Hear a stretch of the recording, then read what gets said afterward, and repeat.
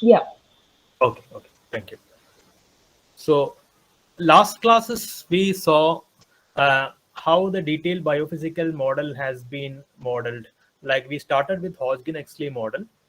There we were dealing with ionic channels, current, the gating variables, and how they can be controlled in order to generate an action potentials. So that was a very detailed model. So if we start modeling the old brain using the Hodgkin-Huxley model, it will be computationally very complex. The computational cost will be very high. So we may not be able to generate all the behavioral patterns with the biophysical model, a truly biophysical model. So what we have to do, we have to abstract at certain level. So that is the motive behind various other models that is in the pipeline. We saw how the Hodgkin actually the Fujinokuma model uh, was derived from the Hodgkin-Huxley model by abstracting some variables. Like in the Hodgkin-Huxley, we were using four variables, three gating variables, and then one voltage variables. And then we, based on one slow-moving gate and another fast-moving gate, we approximated it, and then we restricted it to two variables, that is V and W. So that is what we saw in the Morris-Lecker and in the Hodgkin in the Fujinakuma model. Similarly, the Morris-Lecker model also was uh, evolved was derived using the same concepts. Now the let us go through. Okay, this one we have already seen during the neuron simulator. So the goal of computational neuroscience is to explain in computational terms how brain generates the behavior. So we also saw about three types of model, that is what, how, and why models. So what models are descriptive models. They describe what the nervous system do. And the how models are mechanistic ones. They determine how they function. And the why models are interpretive models. So then here we will be thinking why they operate in a particular way. So now, in order to understand the brain using computational models, yes, we need descriptive, mechanistic, and interpretive models. So now this is the mechanistic model. We will highlight that one here. So how do we simulate? So that is our focus. How do we simulate a network of neurons? So this is a uh, typical representation of mammalian thalamo-cortical surface on a 300 cross 300 millimeter square space. So you can see it consists of 100 billion neurons uh, and uh, and a very large number of synapses. So So now in when it so when we come to brain modeling, what is required is that we need to, if we need to model the behavior, and also we need to see the underlying cause that is leading to that particular behavior, we need a trade-off somewhere in between. So we may need to trade off between the computational complexity, and then we may need to uh, also have the biological feasibility, like how accurately we can represent the biological the behavioral details. So we need a balance between the level of abstraction and computational traceability. And we need to look at large network of neurons at a single neuron level as well as the whole network behavior. So single neuron networks, let us say that in case of Parkinson's disease, the loss of dopaminergic neurons in substantia nigra pars compacta is leading to motor behavioral loss, abnormalities. So we can have an abstract model to simulate the behavior, but we need a detailed model at the substantia nigra pars compacta, because that is the part which is impacted. So various types of model involved. We saw about the detailed compartmental models using the cable theory, where we have a detailed modeling of the dendritic properties, axonal properties, and the soma properties. So this is computationally very expensive. We can at most describe the features of the neurons, the communications inside the neurons, and the communication between two neurons. Beyond that, it is very complex. So we come to the reduced compartmental models. So certain aspects we reduce. It may retain some of the time scales, multiple time scales. It may retain dendritic interactions, but not at a detailed level. and also temporal aspects of learning and spiking. We may not pay much attention to the spatial fidelity here, and also we can accommodate around 3000 cells in case of reduced compartmental models.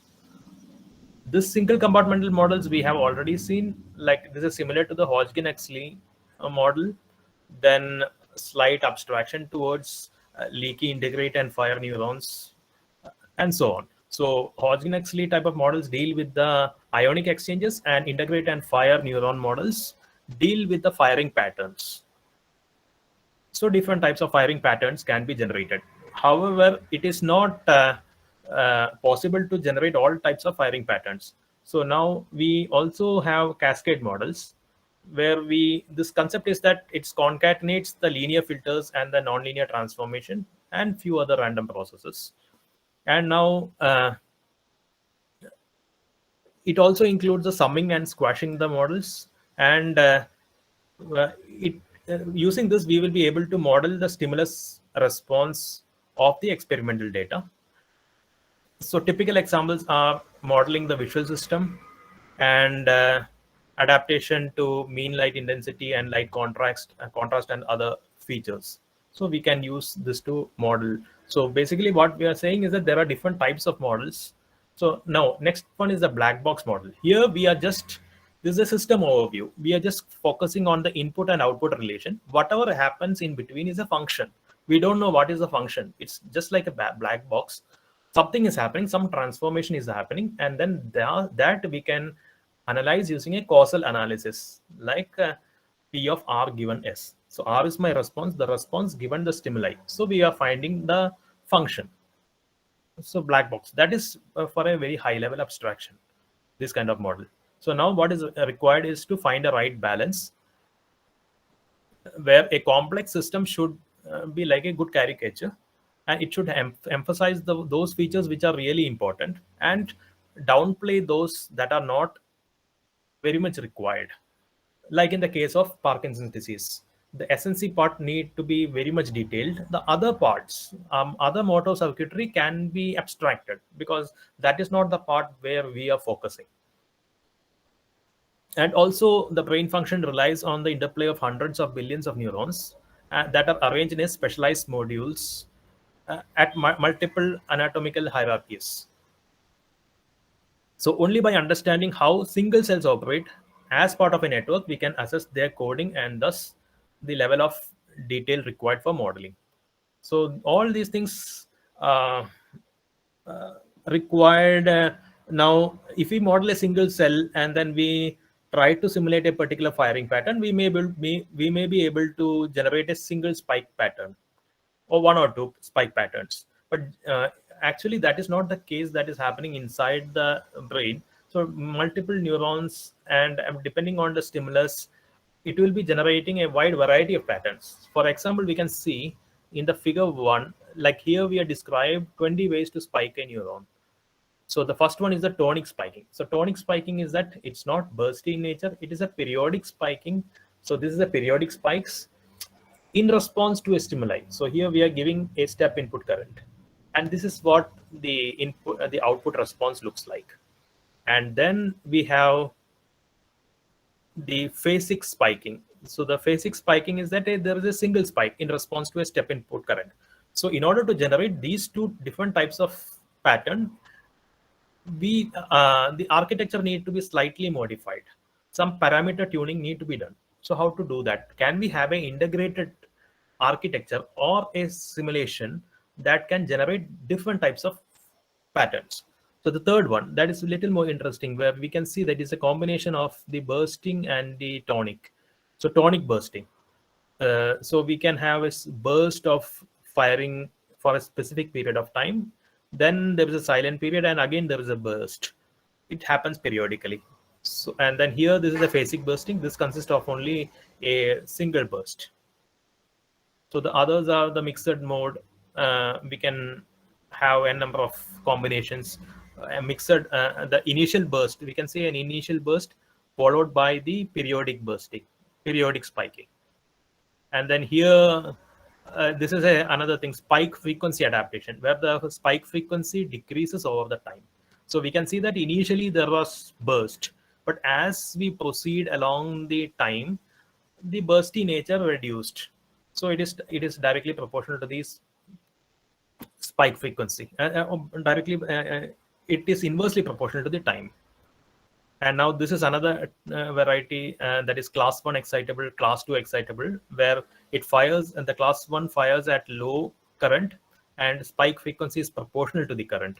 So we can see that initially the spike frequency is very less. As the time progresses, the spike frequency increases. And class 2, here the low current is required, and class 2 requires a high current to fire, and then it fires at a constant moderate frequency. We don't see an increase in firing rate, it fires at a constant rate. And the ninth one, we can see the spike latency, where the spike delay is inversely proportional to the current. So now this is about delay and the current, how they are related. So the spike timing here encodes the strength of the input.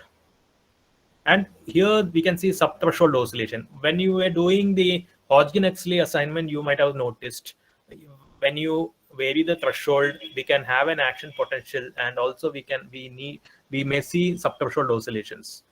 So you might have observed that. That is what it is in the shown in figure 10.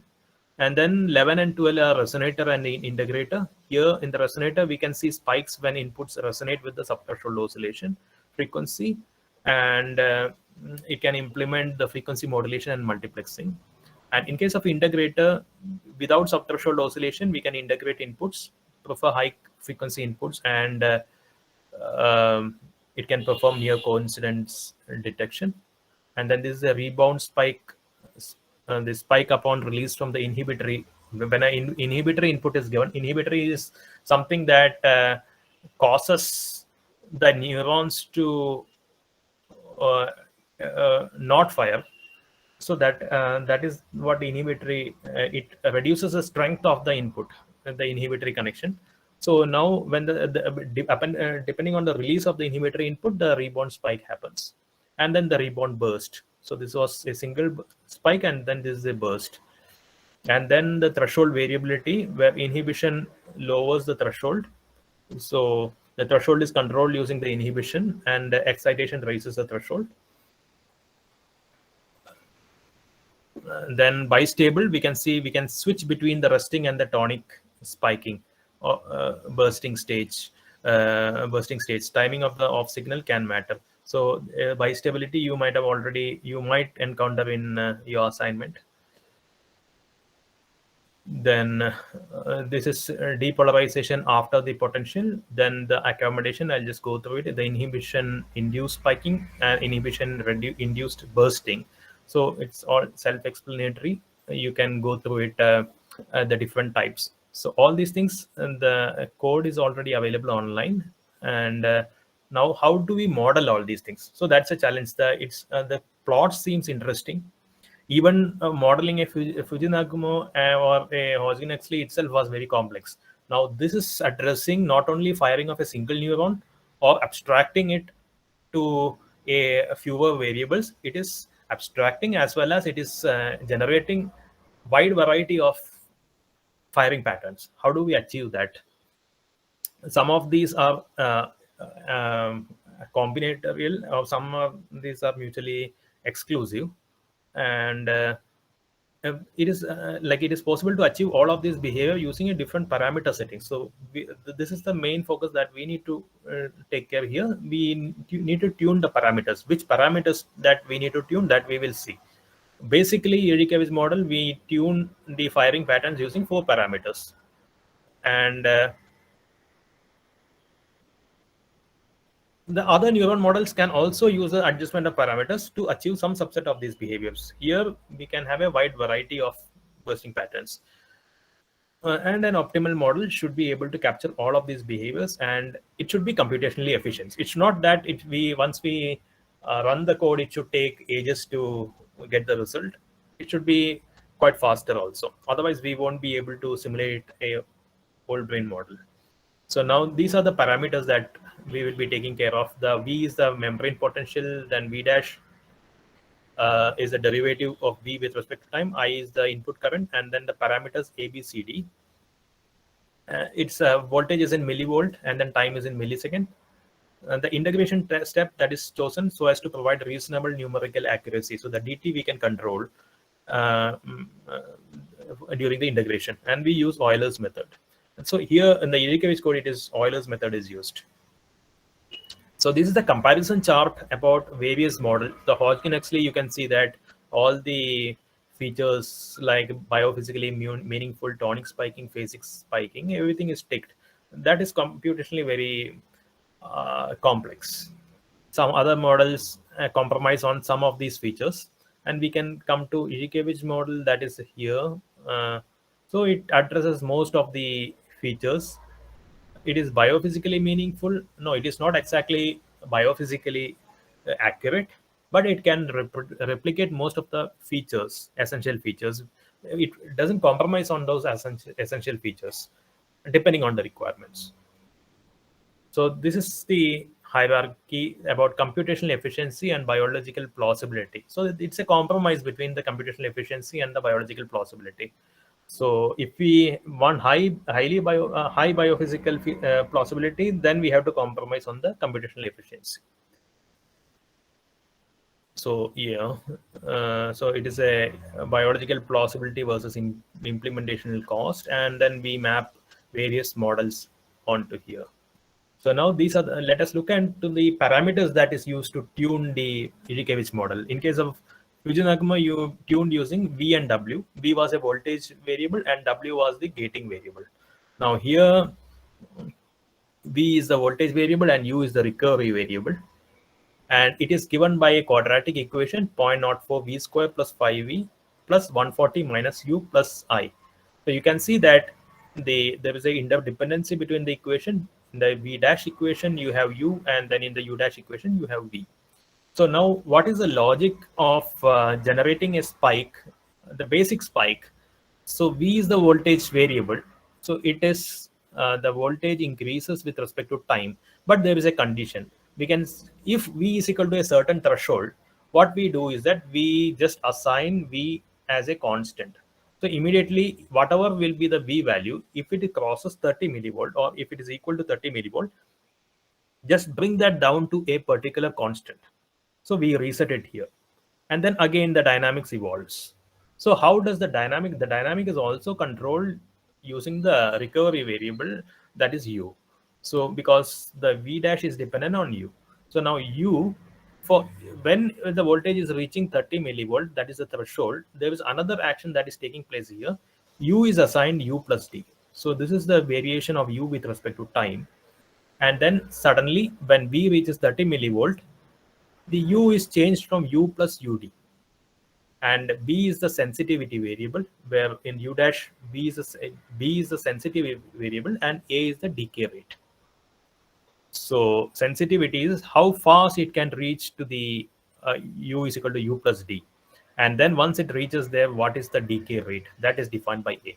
With this basic equation, we can generate this particular spike, and a combination, various combination, we can, using various combination, we can generate all the other spikes as well. So these are the 20 different spikes that is simulated using this particular code. And then this is a typical thalamo-cortical surface of a mammalian thalamo-cortical surface. You can see the red one shows the excitatory spike, red dots. This is a raster plot. And the black dots shows the inhibitory spike. So here the 10 to the power of 11 neurons and 10 to the power of 15 synapses are simulated. So it's hard to make out anything. From this one, you can see various spikes here and there, excitatory and inhibitory. But this is the typical thalamo-cortical, mammalian thalamo-cortical surface. So now let us, so yeah, you can see that a network using 512 to 512 neurons. We are trying to replicate what we saw with the 10 to the power 11 neurons and 10 to the power 15 synapses here. So these are the references used for this presentation. So we'll come to the code. So this is the code. It's directly downloaded from the net. So there is a, so this is the website, Izhikevich.org. You can see this one. I'll just bring it in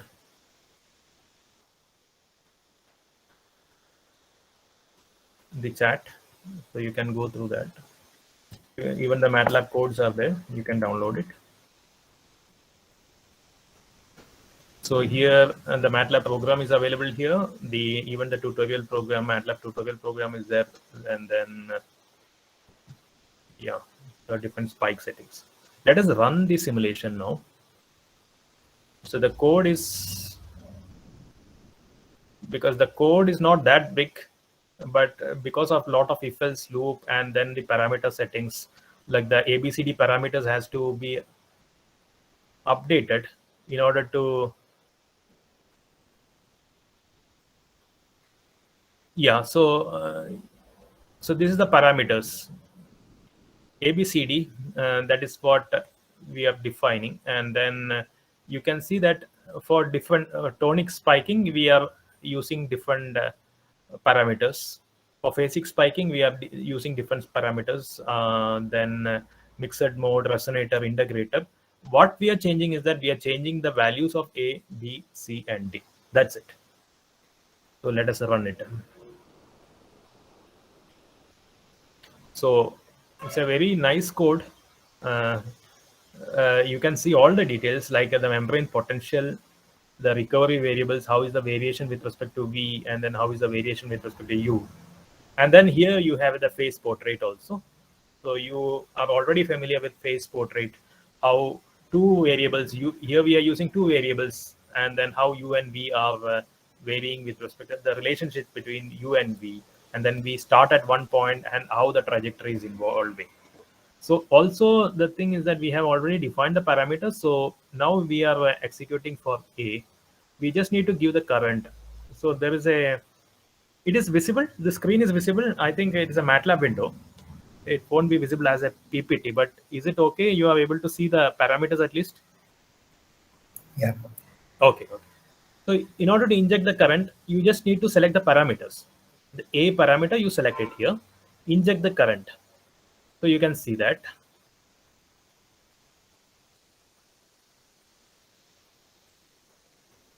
Now what was A? We can just, yeah, I had highlighted it here. A was the tonic spiking. And then these are the coefficients that we need to change. So I just have it in the, I just put it here, different coefficients for different spike patterns. So you can see a tonic spiking. Now if you want the phasic spiking, what we need to do is that we just need to select the option B here. So that you can, the parameters changed. Inject the current. So you can also see the variation in here. So the phase portrait also you can see.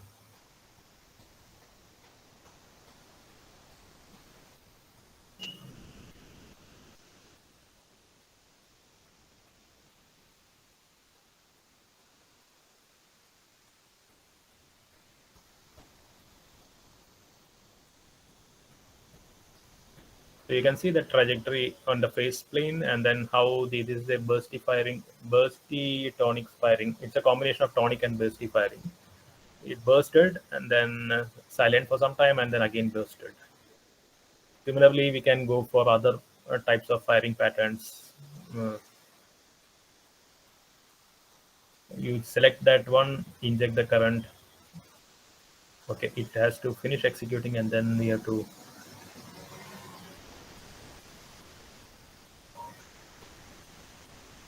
we just select this one and then we inject the current.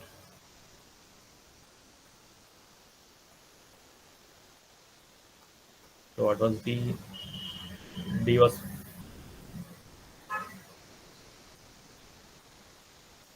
let me see, E, and then inject the current. So we can see a different type of pattern. I think it was,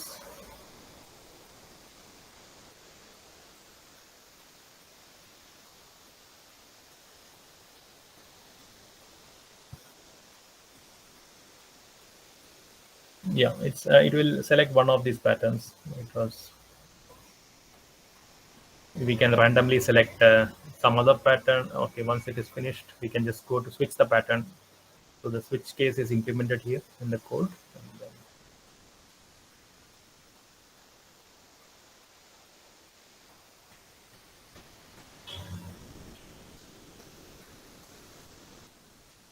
yeah, so you can see other patterns. So that's it with the demo. I think the rest of the things you can download the code, you can vary the parameters and then check it for yourself.